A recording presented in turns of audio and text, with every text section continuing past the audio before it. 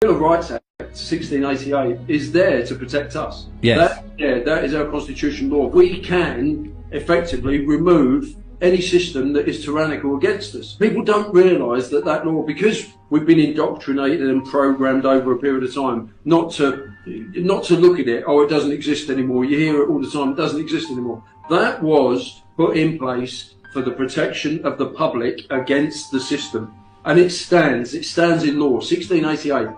Yeah. The Act of Unity, 1707. Freedom of travel and navigation. A really important point that something like this is going to be in breach of.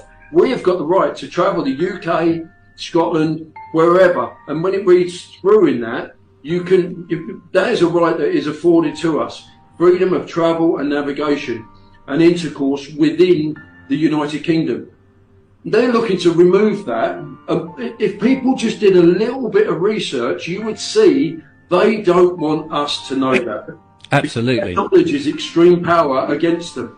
They don't want us to know it, because ultimately, if that 1688 is in place, if we challenge it, it goes to the High Court. The High Court cannot turn around and say, this is not law. That is law. That's the people's law.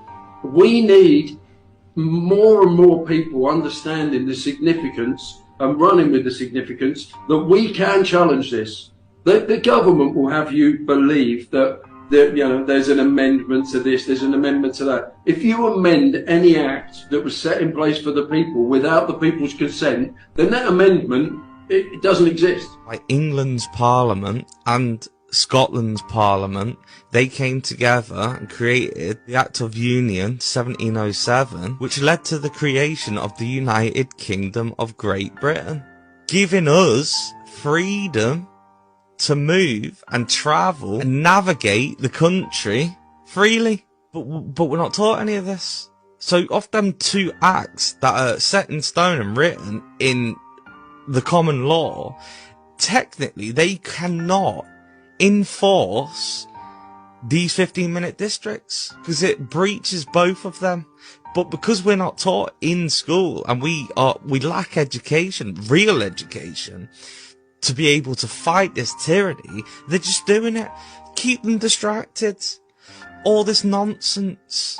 Chinese spy balloons, UFOs, transgenders, all this nonsense.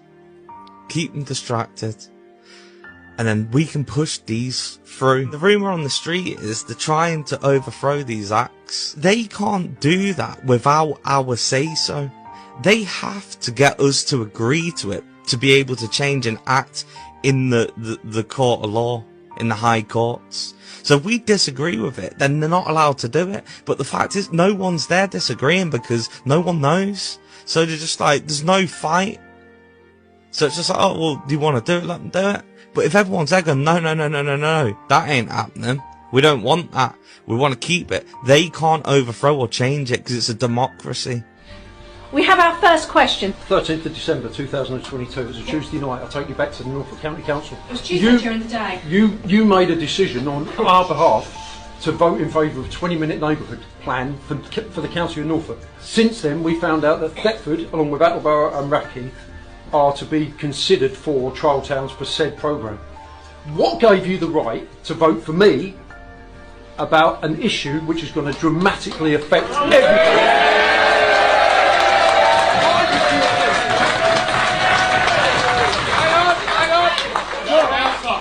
Why did you think that was okay to vote on our behalf without a public meeting, without consultation, or without any evidence being put before us as to how that's going to affect and detriment our lives, which it will? I don't consent. I don't need your help. Take away.